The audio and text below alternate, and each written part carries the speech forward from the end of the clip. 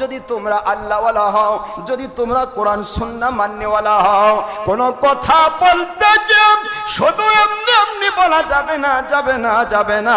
হালাল বললে দলিল দাও, হারাম বললে দলিল দাও, জায়েজ বললে দলিল দাও, নাজায়েজ বললে দলিল দাও, বেদাত বললে দলিল দাও, শিরক বললে দলিল দাও, আছে বললে দলিল দাও, নাই বললে দলিল দাও।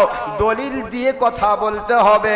দলিল যদি দিতে পারো তোমরা আল্লাহওয়ালা সত্যবাদী, দলিল যদি দিতে না পারো যত বড়ই কেউ হও না কেন, কোরআনের ভাষায় তোমরা মিথ্যাবাদী, বাতিল ফেরকা।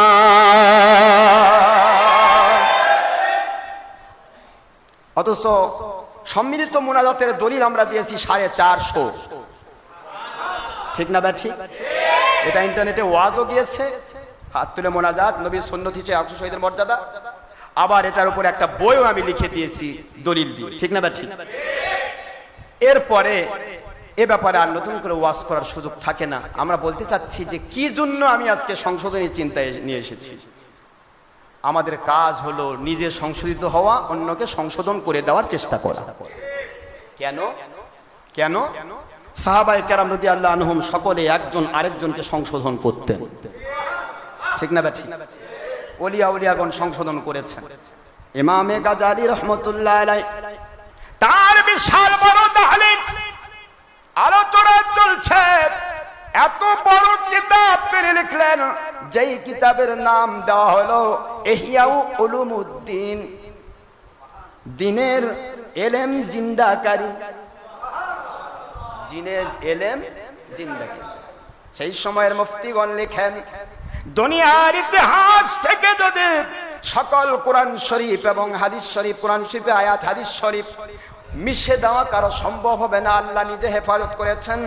তারপরেও কোনো কালে যদি মিশে যায়, শেষ হয়ে যায়, আর ইমাম গাজালির ইহইয়া উলুমুদ্দিন কিতাব থাকে, এখান থেকে নতুন করে কোরআন শরীফের আয়াত এবং হাদিসগুলি নতুন করে কোট করা যাবে।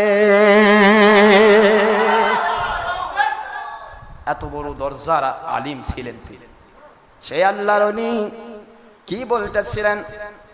আলোচনার শুরু হয়েছে, আলোচনার প্রারম্ভে তৎকালীন সময়ের যারা বাতিল ফেরকার 2 নম্বর মুন্সি ছিল, ওলিয়া উলিয়ার দুশ্মন, নবীদের দুশ্মন, সাহাবায়ে কেরামের দুশ্মনী ফতোয়া যারা দিত, ওই সমস্ত চিহ্নিত মৌলবী মুন্সির নাম ধরে ধরে আলোচনা করতেছিলেন, তাদের কথাগুলি তুলে ধরতেছিলেন, এটার ব্যাখ্যা দিচ্ছিলেন সংশোধনীর জন্য। হঠাৎ করে একজন বাতিল ফেরকার মুন্সি দাঁড়িয়ে গেল, ও আল্লাহর ওলি, আপনার খেদমতে বলতে চাই, দুনিয়ার কারো ব্যাপারে কোনো কথা বললে উপস্থিতিতে হোক অথবা অনুপস্থিতিতে হোক, যদি কথা বলা হয় সেটা হয় গীবত। গীবত হচ্ছে জেনার চেয়ে নিকৃষ্ট হারাম কাজ। এই গীবতটা না করে আপনি যদি কোরআন হাদিসের আলোচনা করতেন, আমরা সকলেই বেশি উপকৃত হতাম। আল্লাহর ওলি জনক গম্ভীর কণ্ঠে হুঙ্কার দিয়ে উঠে বললেন, রে বাতিল মৌলবী, কোনটাকে গীবত বলতেছ? দুনিয়ার মানুষ চুরি করবে, চুরি বন্ধ করার জন্য চোরের বিরুদ্ধে বলা ফরজ, না হলে বলা যদি না হয় চোর দিন দিন বেড়ে যাবে। ঘুষ বন্ধ করার জন্য ঘুষখোরের বিরুদ্ধে বলতে বলা, এটা ফরজ। সুদ বন্ধ করার জন্য সুদী কারবারিদের বিরুদ্ধে বলা ফরজ। দুনিয়ার জালিমের জুলুমকে বন্ধ করার জন্য জালিমের বিরুদ্ধে কথা বলা ফরজ। এগুলি গীবত নয়।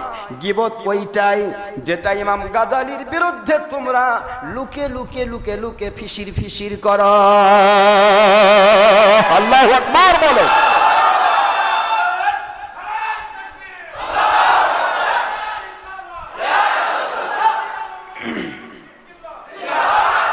কি বুঝলেন?